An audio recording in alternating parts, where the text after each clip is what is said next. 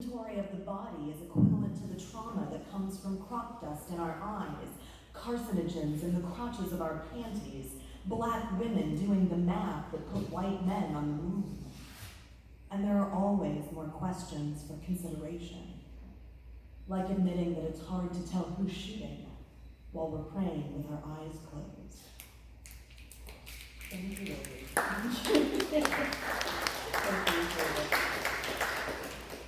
In the 21st century, we've seen the resurgence of what we like to call social justice poetry. Because in a world that's increasingly aware of global injustices, the poet has a responsibility to bear witness and spread the truth, to incite both healing and calls to action. More people are searching for poetry on the internet than ever before, not to mention Instagram and Twitter. More people are turning to poetry as both art and activism. More people are listening. So this is our opportunity. Women, people of color, youth, indigenous, queer, those with disabilities, anyone who has been historically marginalized. People are listening, so we have to tell them something. And maybe that something is as simple as a personal story. As the Poet Laureate of Phoenix, it's been my job to be an ambassador for the literary arts throughout the city, which is a role that can take a lot of different forms, and I won't bore you with all the different forms it's taken. But simply put, I like to tell people that my job is to make poetry part of the vernacular in Phoenix. And given how seriously I take that role and how many days and nights per month I'm out there preaching the gospel of poetry, I'm pretty sure most people would say that poetry is my life. Maybe they're gonna say that about you too. It's a little weird, it's a little quirky, but that's okay, it's endearing too. And when I say poetry is my life and other people say poetry is my life, they don't just mean the study of it or the writing of it or the performance of it. Really what's important to me is the regeneration of it, the inclusion of it in new spaces, and the transmission of it in new ways. Poetry doesn't only bear witness to injustice and incite action, it can also heal and empower both listeners and practitioners. And so the more we infuse our lives and our communities with it, the more wellness of mind and heart we'll achieve. Poetry's been a means to my healing for the past 25 years. It has given me meaning, and it has given agency to my son's life, who is both nonverbal and autistic. This isn't by any means the only proof of poetry's healing capacity, but it's something. So my advice for all the finalists is pretty simple. Above all else, be authentic. Be a truth teller in your spoken words and your written verse. Be open, embrace difference, and celebrate poetry and people in all of their forms. Be an advocate for poetry. Be an advocate for the literary arts, and be an advocate for the arts in general. Help people see the value in these things. Help them to use poetry as a means to social justice and agency and healing in their own lives. I am so excited for one of you to embark on the journey of the city's first youth laureate, but I hope to see and hear much more from all of you in the future. I think you know where I am, and I always welcome youth performers in all the spaces that I occupy. So congratulations to you already. Call me anytime. I've always got gigs for you, and I can't wait to see what you bring tonight and in the future. Thank you guys, and thank you to Creative Youth of Arizona again for making me a part of this.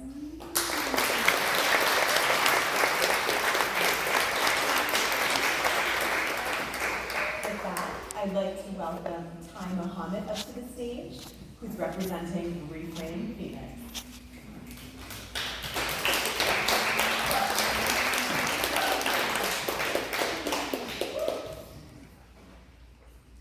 Hey y'all, my name is Ty Muhammad. Everybody knows me as Ty.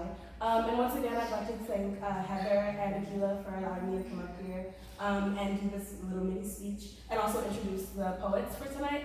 I'm so proud of all of y'all, and I'm sad that not all of you could be here, but it's super cool. I loved and enjoyed reading all of your poems. Basically, I'm up here because I work with Reframe Youth Arts Center, and we are a youth center that is based in South Phoenix.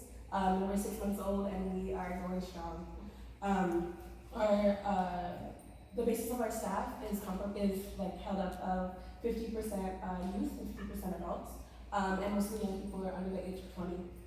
We are focusing on health and wellness, artistic and cultural expression, community mobilization, enterprise education, and our programming that's going to start soon, actually next month.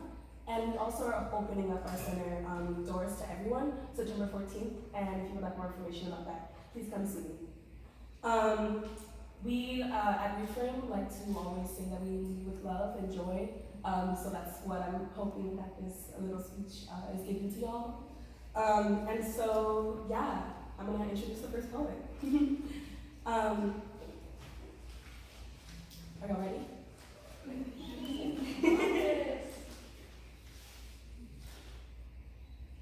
First, we would like Cielo Lagunas up to the stage, please.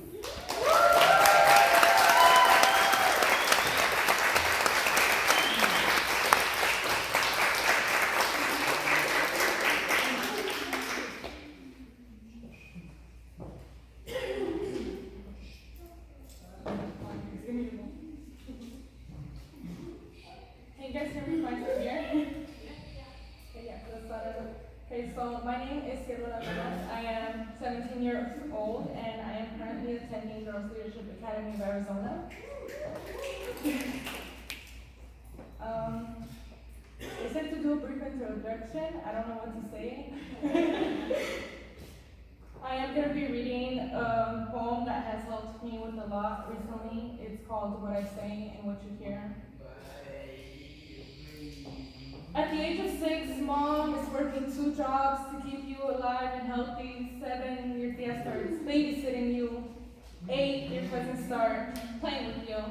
It's normal, no one's around, don't worry, you won't get in trouble, but you're my personal bubble, please just let me be. 9, mom found a partner and you're finally going to escape this nightmare, except this is the situation that leaves you traumatized. 16, no. Some of you heard yes, and maybe it's because of the length of my dress, or maybe it's what I actually wanted, but when I say no, it does not give you permission to leave your fingerprints on my body or try to get a grip on my thighs or my waist, because once you do that, I am obligated by society to stay quiet and not make a scene. I'm told to just listen so things don't get worse, don't fight back or curse, but your hand shouldn't have tried to touch me in the first place. Now see, I am not the one to obey what society has placed as rules. I will scream rape to the top of my lungs and I will fight back, like I should have done in 3rd grade. I will draw the attention to myself even though I know that when I yell fire, I will get more attention than when I yell rape. That's the thing that we do not address, and maybe I sound like a mixtape repeating this over and over again, but why is it that in these situations everyone goes blind and deaf? And maybe that's the problem, not the way I dress.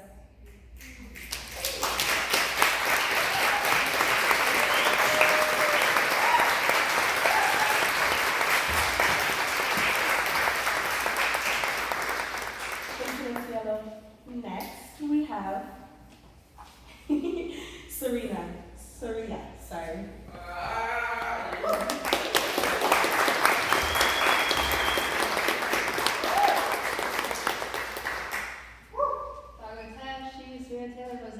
She tudde and she lopa, but she should talk Kali Shema Lao Kali and who's Taylor Stands was it. Shwe stay read to Kali Daddy Taylor Stevens there. I am Sarah Taylor, my Mount Apache and Dinek, my clans are Blackwater and I was born for the Reed clan.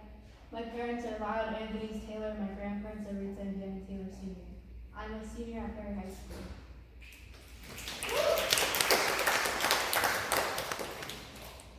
My hand is over my heart and I can feel every beat. Ayo Lanishla, I tell myself. My heart is beating through my chest and it hurts and it feels as if it's nothing but a small slab of meat.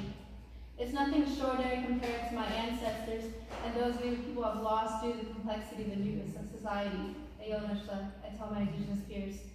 The colonized world around us tells us that we as people are nothing, that we are small, that we are incompetent and nothing more but freeloaders with our free college and casino revenue that couldn't cover the cost of a Redskins jersey. Settlers ridicule our cultures into nothing more but an aesthetic and a joke. Our cultural items are overexploited and used for commercial gains. Our stories pushed down into the graves of our ancestors, covered with shopping malls and schools that never once mentioned the indigenous people and how they remained resilient even though they were forced to be silent. Ayo Lanishla. My heart beats and I feel the torture of being nothing more but another Pocahontas in my AP US History class. Ayola Nishla.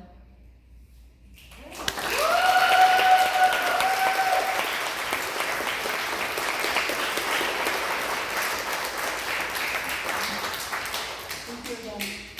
Next, we're going to welcome Lucy.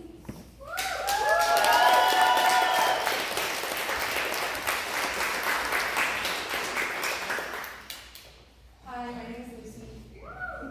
I am 16 years old and I go to Phoenix Country Day School. My poem is called Mind Interrupted. Who gets to decide what's good or bad? Maybe it's Santa. Maybe that's why my home didn't have a chimney in it. Maybe I'm bad. Maybe it's the guy that Christmas is for, but that'd be too easy. I've credited him for all my successes, but only see an empty mirror when I fail. I don't know what to do. He died for my sins, so maybe I should sin to make his death matter. Maybe it's the guy I fell in love with, without ever speaking a word to. I fell, and he picked me up to help me move on faster. You see, I think in metaphors, similes, tigers, and lions, oh my. My white school performed the whiz. I was not there to watch it. I exercised my privilege by talking to my counselor about privilege. I'm not the majority, but I've been told I have a voice. I listened to my class talk about the jagged line between good and bad and realized that the majority decides what good is. I raised my hand, next topic. I never really got presents for Christmas. My family was never really present for Christmas, but I remember one year I got this dollhouse and 8 dolls. I'm told my favorite color was pink, and I recall the dollhouse came with 1 black doll. Don't y'all start to think this is progress, because her hair wasn't quite like mine. But for some reason, I still couldn't brush it. I tried wetting it and conditioning it, yes, it seemed like nothing was made for her. Now don't y'all think this is progress? We are treated less than nothing, yet we still love ourselves. We are all nothing but lessons we learn from our mistakes. We are taught to love our lessons, never the mistakes. When I said, why don't you love me, he says, next topic. I've been known for disassociating well, so the idea of the afterlife is not one that fazes me. No, we don't turn into stardust or stay in the ground. Instead, we are souls stuck in a dream, but we're not exactly sure whose. Yes, there is uncertainty in the afterlife, or if there wasn't, would there need to be a distinction between pits and gates? In the dream, we all feel like sidekicks to one another and don't know who's in charge. Some are there longer than others, but in this dream, the younger deaths are celebrated, for they haven't fallen into old habits. They're able to jump from topic to topic, and once they reach the next topic, what language do you pray in? I'm confused by the question, for I believe that God hears me in languages of emotions. The same way we are able to talk storms in our minds without ever making a sound. The same way a silent tornado would still tear up backyard tree houses. The same way the government decided that black people are bad for their environment. Next topic. I wonder if God flinches anymore when a black guy walks his dates. I wonder if he makes them cover up his bullet holes. I wonder if he has memories. I wonder if he remembers putting racism on his to-do list. I wonder if he plans on never taking it off. I wonder if he has any regrets. I assume no, because he put Eve on this earth knowing I would be writing about her today. I wonder if he has any regrets. Next topic. Does God tell others about Satan's first job?